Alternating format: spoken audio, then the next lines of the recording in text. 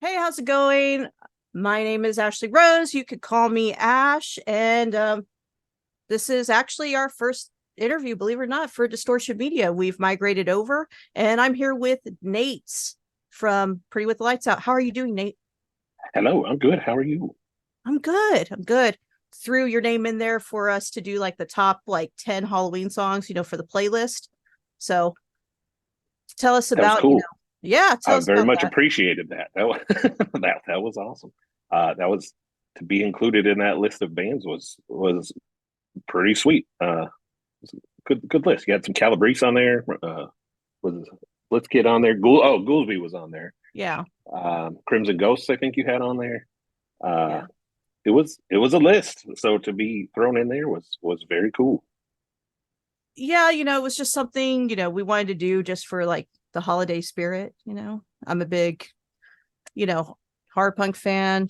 Also what caught my eye, is because, we follow each other, we're homies. Yeah. And what caught my eye is what is it that you had? Was it a cold brew? So yeah, what I did was in March of 2023, so just this year, I released the first Pretty with the Lights Out EP, which was called Pumpkin Spice Formaldehyde. Um, and we did a run of 55 of them. Wasn't sure, really how well it was going to sell.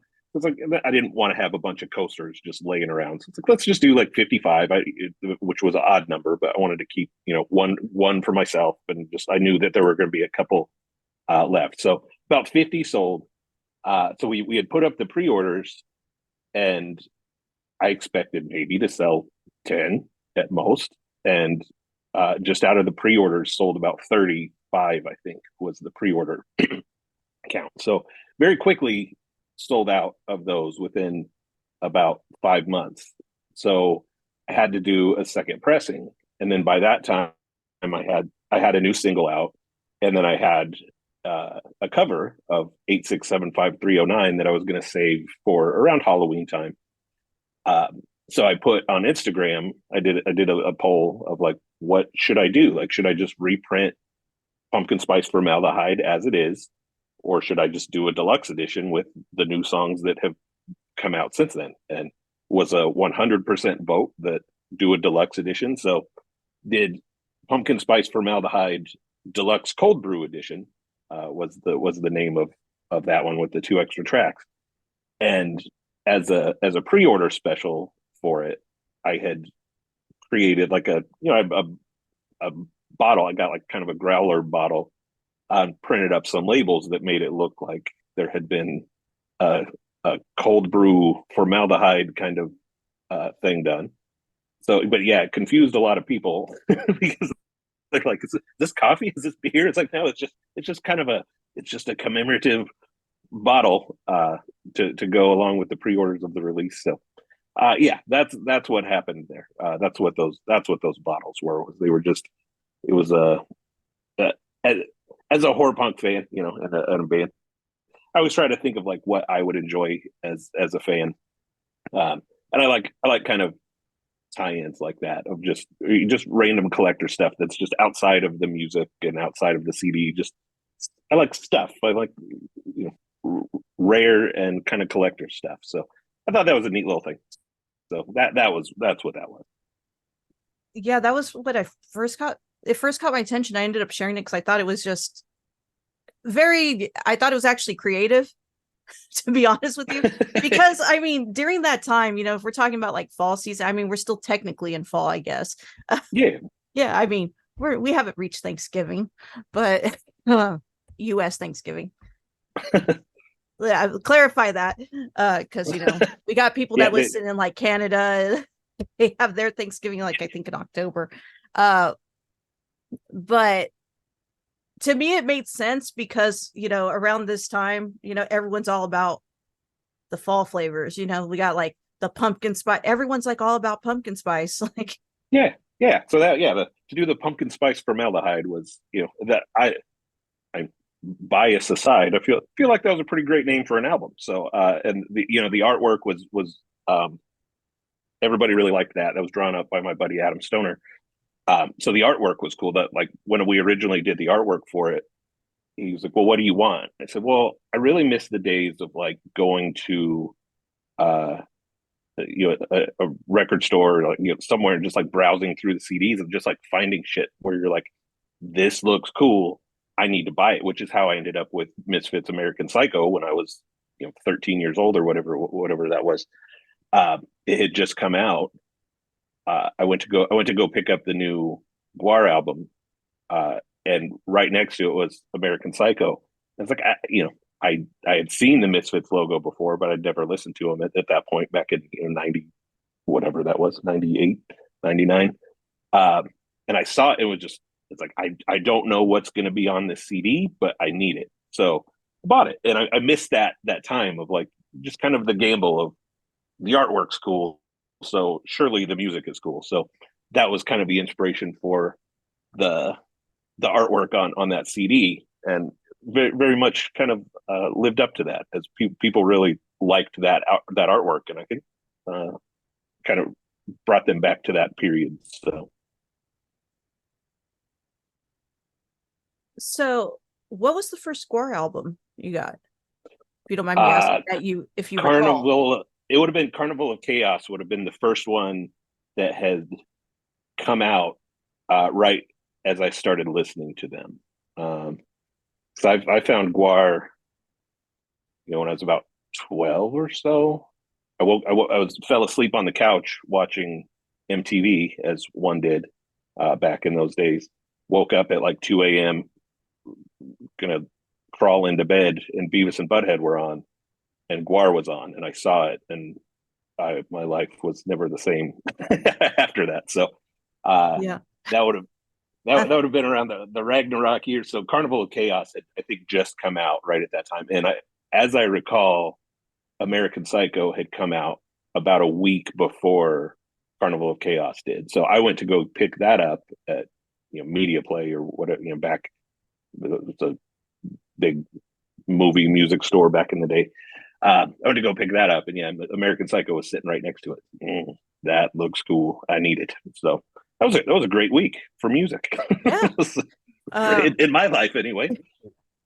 yeah. The first time I ever saw GWAR was actually they're not Empire Records, the movie. Yeah, that would have been that was a first exposure for many people. Yeah, they've been a big part of my life. I don't even know how many GWAR tattoos on me, and I've been pretty chummy with the drummer over the years, just because I've been hanging around him since I was a teenager.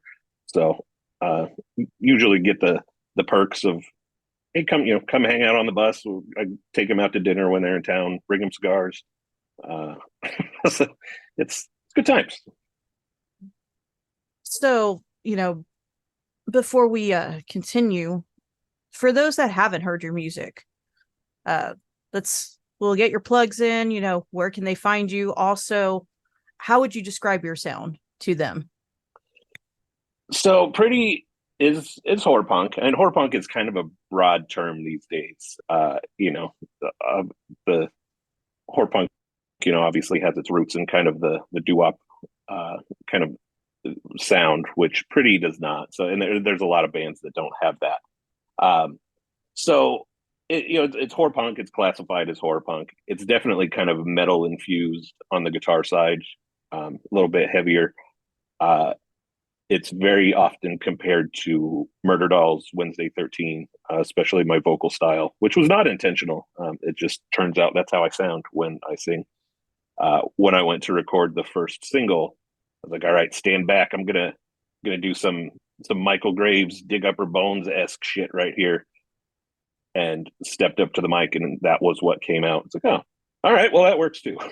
So, uh, was very unintentional, and it's kind of stuck. So yes, it often is compared to. I get the comparison to Wednesday 13 a lot, which I that's cool. He's one of my favorites, so it works for me. But it's definitely not a.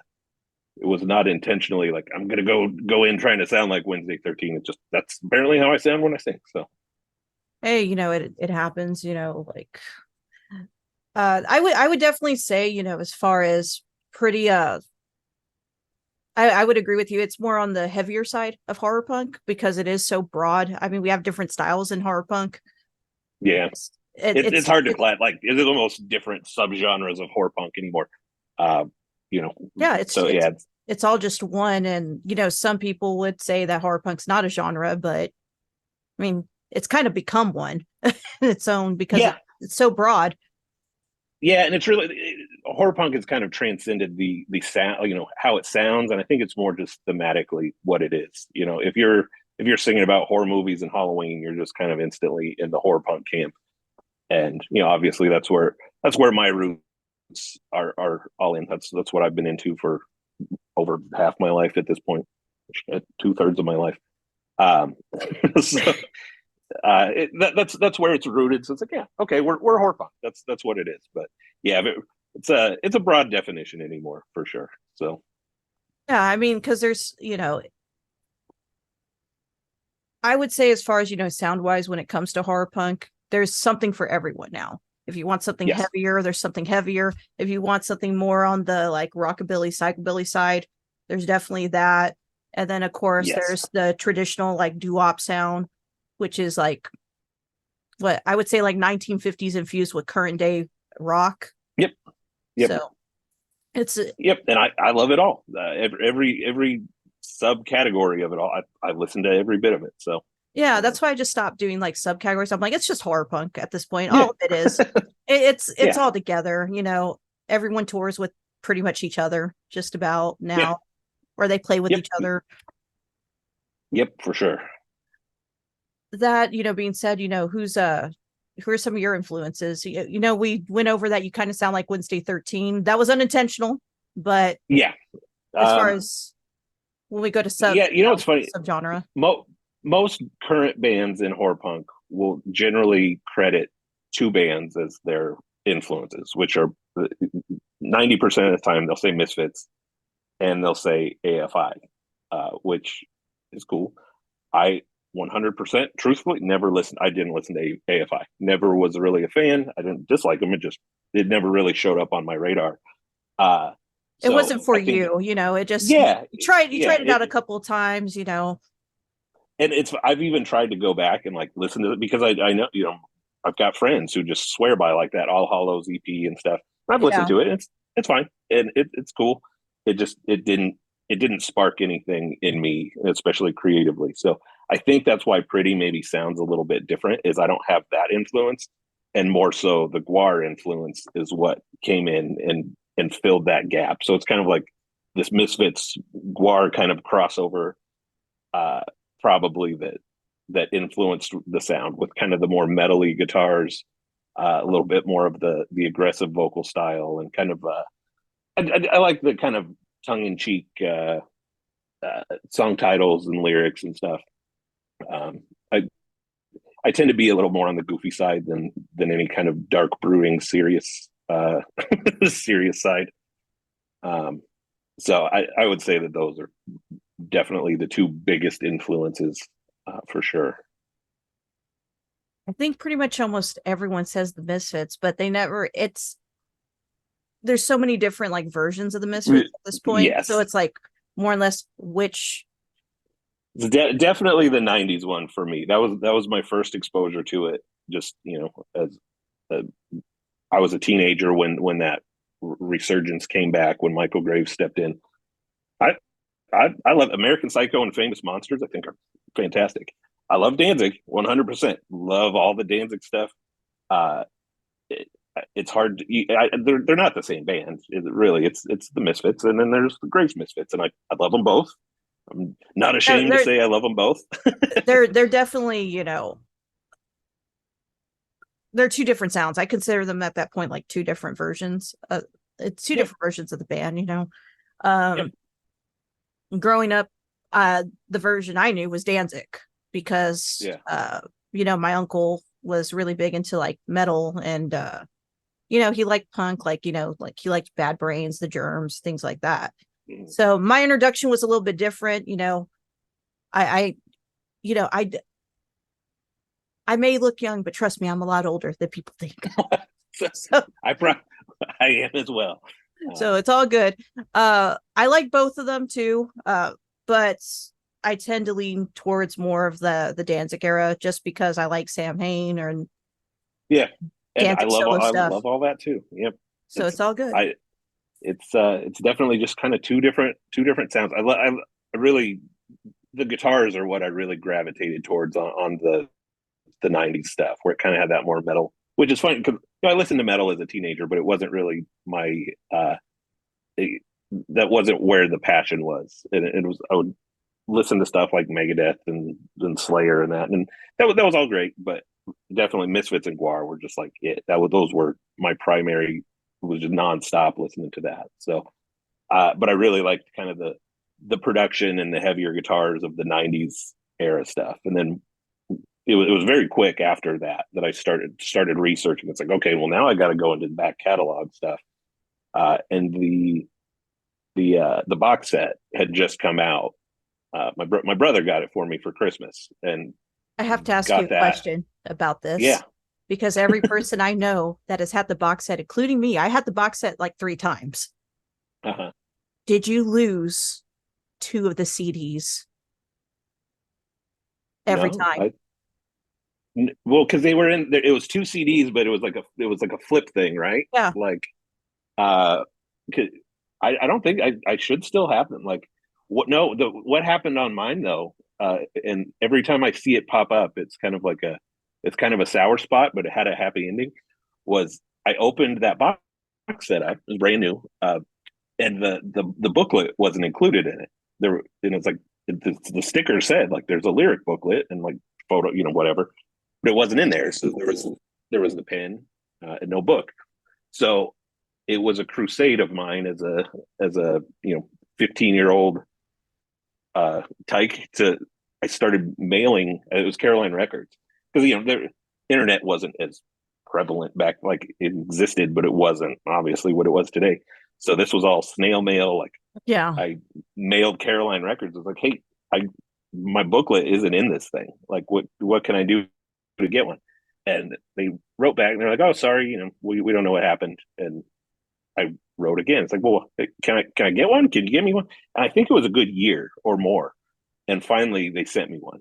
So I do finally have one. Um, but Uh, yeah, it was quite the mission to get that. But now I still have the pin up on my board here. It's all still in great condition. But well, yeah, that was my first introduction to the Danzig era of Misfits. Like, this is great. And She was the first song on that box set, mhm. and it would to this day that's my favorite Danzig Misfits era song. I don't know if it's because it was first, but it's a great She's a song. really But good song. It is a good song. Uh, it remains my favorite. So you know what? You're a lot better than I am because uh I had the box set too, and my friends had the box set, and I ended up buying it twice because out of my all my friends, I was the only one that had a job in high school. To be honest with you, I had a friend that was like, she would work and then just quit. Like she would get a check and quit. But every time, so she had a version of the box set, and then her brother had a version of the box set, then I had a version. So we would go out and it would be like, okay, well, we're gonna take, you know, well, let's listen to the Misfits. So we're gonna listen to like one of them. So I would always take 2 and 4. I don't know why I uh-huh. always selected 2 and 4. 4 was Static Age, right? Yeah. Was okay. Yeah, that's what I thought. And she would always take one. And One he was would my always, favorite. The first one was my favorite. yeah, and Yeah. he would always take 3. So throughout the times of us going out, we always ended up losing one CD, depending on what it was. So I always lost 2, and sometimes she had lost 4 a long time ago. Doesn't know what happened to it, so she never like rebought the box set. So just out of being upset, I would end up I bought it the second time, lost the pin. Oh no. I lost the pin. I think the first one might have been stolen from me. I can't remember. Couldn't be honest with you. To be honest with you, I couldn't tell you exactly what happened, but I always ended up losing those specific ones, either 2 or 4. And And then my first box set, I think one of them got really scratched. Mine are probably fairly scratched up. I would imagine. Back in the days of the CD wallets. I even have a My CD wallet. Yeah, That's how mine are reckless I was. probably they're pretty beat up. I would imagine. I need to go look at them because I don't have many CDs left. I got rid of a lot of stuff. I kept the ones that are important to me, and that one obviously stayed. But I need to go look at them. But they're probably fairly scratched up. Losing the pin is whew, that's rough. That one's It is what it is. uh yeah, You that's know, that's a it, that's a rare collector's item anymore. So yeah, it is what it is. But you know, like, uh, I was just so reckless with it. I wish I was, maybe, uh, I think about it sometimes. I'm like, I wish I was a little bit more, yeah, I've got those moments with things. less Um, careless with it. Yeah. Well, back then too, so I had joined the Fiend Club because they put out Evil Live 2. And it was, Graves singing, obviously there was the American Psycho stuff in there, but hearing Graves sing the Danzig stuff was, I thought, super interesting. I'm probably in a rare camp here, uh where I really liked him singing those, like him doing American Psycho, the song, was, I thought, really cool. um, there was some good stuff on Vampira was great of him doing it too. I thought so. I joined the Fiend Club, got all that stuff. I've got all those mailings and stuff still. So it was a great time for music. So for me that was very influential time, and that's still what kind of that's very much what drives the Pretty with the Lights Out bus for sure. So So, we've talked Misfits. I just had to ask about that if you lost any of the CDs because no, pretty much every I person did. I know has lost one. Here's the thing. None of my friends back in those, even really to this day, none of my friends listen to the same music that I do. I would go to GWAR concerts by myself because none of my friends were. I've always kept a very small friend group, anyways, but none of them were into it. Whatever. And they were more Pantera kind of whatever focused. Like, yeah, we don't like it. Yeah, okay. So I went to many GWAR shows by myself. Nobody listened to Misfits. Um, so I didn't have anybody stealing my shit. So I didn't have anybody mismatching my CDs with theirs. Yeah, that happened to me. I mean, I went out a lot in high school, like, so it is, what it is. Interesting time for me. But still a little like it still hurts sometimes. Yeah, it would. If the thought of the pin being lost, that hurt me physically. I mean, it was such a cool box set because it was like coffin It shape. was. Yeah. Oh, it was It was great. The cool. presentation of that thing was cool. Yeah. Uh, that being said, let's talk, as far as since we're on the subject of horror punk and you're in that genre, horror movies. What's your favorite horror movie? Bride of Frankenstein for sure. Uh, I Ah, really gravitate towards the Universal monster stuff. This is where people really get confused because they're like, "You're a horror punk band," because I make this statement, and they're like, "What?" I don't like most horror movies past 1999 or so. Uh, Scream is really the last one, I think, where it's like that was cool. Something happened around 2000 where it just, I don't know if it's just me or it just, there was a shift there. I really appreciate the older stuff where there's character development on like the villain side. I really like the Universal monster stuff because I like empathy and like there's more. especially, Yeah, there's yeah, more story wise. There's more yeah, I dialogue like, story wise. It's a lot. Most of them they provide a deeper meaning when it comes yeah, to I cinematography. prefer that over like gore. Like gore's great. Like I love, Nightmare on Elm Street, any of the Freddy stuff. There's obviously plenty of it, but I really like the comedy elements there. There's just something lacking in the newer stuff that I just don't care. And I look at them and it's like, it doesn't, even like the newer Evil Dead. Like my buddy was like, hey, let's go see that. It's like, it doesn't look good. I just don't care. If it doesn't have Bruce Campbell, it's not Evil Dead. And I get he had some production credits or whatever. It's not Evil Dead to me. Um, It's so yeah, like, understandable. I like the monster stuff of like, especially like the monsters that don't realize they're monsters. Like they're just living their best life, and somebody comes into there and like creature Frankenstein, like monster had no idea what he just got made. Um, so I like those older ones. So Bride is definitely my favorite. My first introduction to horror, and people don't consider it a horror movie. Ghostbusters. 3 years old, I saw that librarian ghost and was terrified, but equally just intrigued. Couldn't look away, but just scared shitless.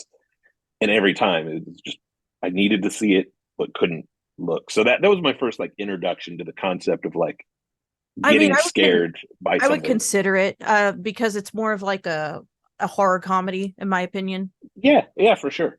because it Yeah, has yeah. the same People elements. don't throw it in the horror camp enough, but it definitely should be.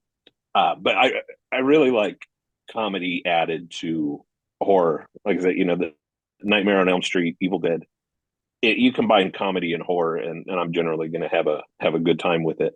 And that's stuff that doesn't happen now in these horror movies. So yeah, pretty much anything past 99, 2000, I haven't really been super interested in horror wise. So That's cool.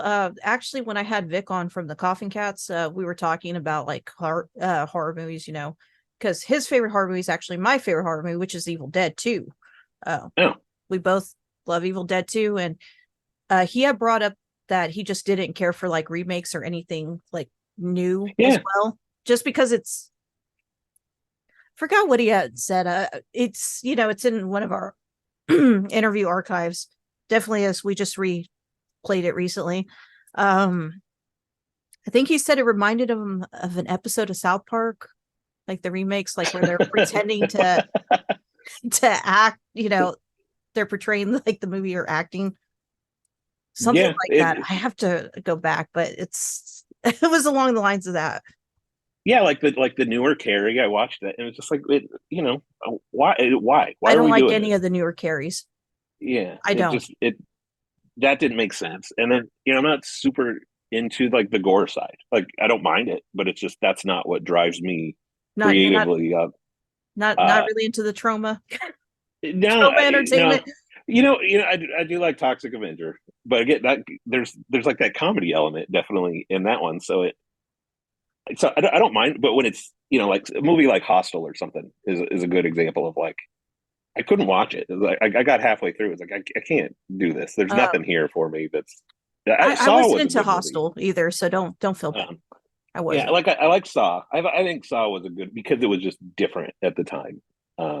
That that had a different It has a vibe to it. different, yeah, because there's a complete story behind it, as a reason, Yeah, why all these like traps or whatever's being done. yeah.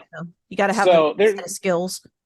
there's some random ones past that cutoff for me, but yeah, for the most part, I stick to the Universal monsters is where my heart is.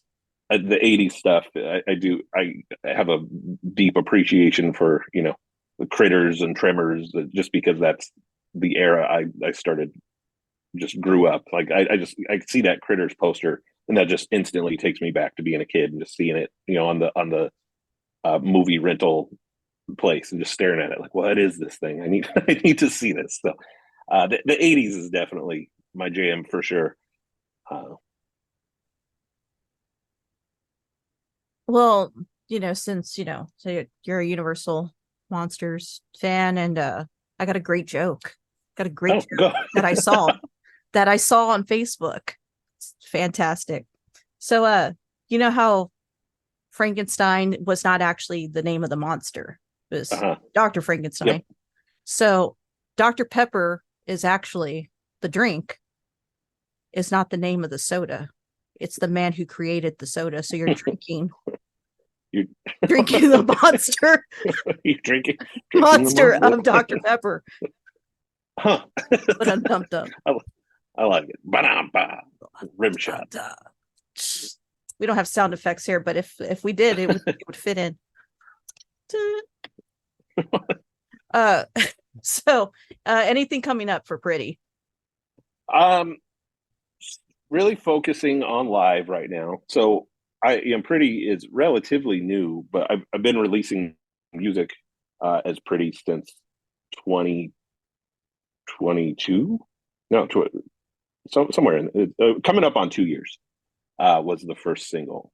So what I really wanted to do was build a brand and like get people excited to want to see the live show and then start doing it live. So, Pretty with the Lights Out is me. I record it all, I produce it all, mix it all. Every, sonically, everything you hear, record wise, is me. And then I hire musicians to perform live, because obviously can't do it all myself. Which, yeah, there's a handful of bands that do that. Dark Ride. He's got people that are helping him. It's a common thing in horror punk. Yeah, it's just I was originally I was looking for a female singer. Funny enough, that was the goal, and I was just going to write it, and then I'm always used to being the side lead guitarist in any band I've ever been in. So being a frontman is 100% a new experience for me. So I was originally trying to lean on that just path, and I'll just find somebody that wants to do this. Couldn't find anybody that was interested in doing it. So like, okay, well, I guess if I want this done, I'm going to do it myself. Um, so that was how it was supposed to go, and it's gone this way. So, um, I wanted to build kind of awareness and just build a brand and have people. I've been in those bands before where you're playing a bar every weekend and here's a new song. We don't really have a title for it yet, so just whatever. I didn't want to do that ever again. I've got too much on my plate to go to that route. So I wanted to just have a catalog, have somebody, like, if somebody sees it and hears it, is liking it, leave with a CD. Yep, here, every song you just heard, you can take it home right now, or go get in your car and stream it on Spotify, whatever you want to do. Lots of merch available. So yeah, I wanted to build that and then have it kind of more of an event that Pretty was playing, not like oh yeah, you can go catch them every weekend at Bob's Bar down the road.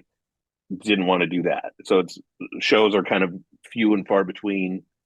So that's the focus now, is building that live show up.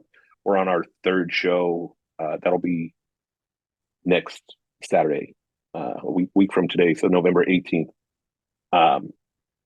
So yeah, that'll be the third show. Have a new drummer that we're breaking in. Yeah, just finding just musicians that are enjoying playing it. So that's good. So yeah, that's where we're at now. Is bring it to the stage. All right. Well, now that we're coming to a close, where can they find you? Instagram, Pretty with the Lights Out. Facebook, Pretty with the Lights Out. OnlyFans.com. No. Hey. I mean, there's other things on OnlyFans than what people think is on there. I will just state that there's other things on there. Yep, there is. Yep, and then main website, PrettyWithTheLightsOut.com. Instagram is definitely the most active place that we are. All right. Well, thank you for joining us. Once again, I'm Ash, and I'll link everything below in the description. That includes, you can hear us or hear me pretty much anywhere. I'm everywhere on social media. I'm on all social medias just about. So thank you, Nate, for joining me today. Thank you. Appreciate it. Yeah, absolutely.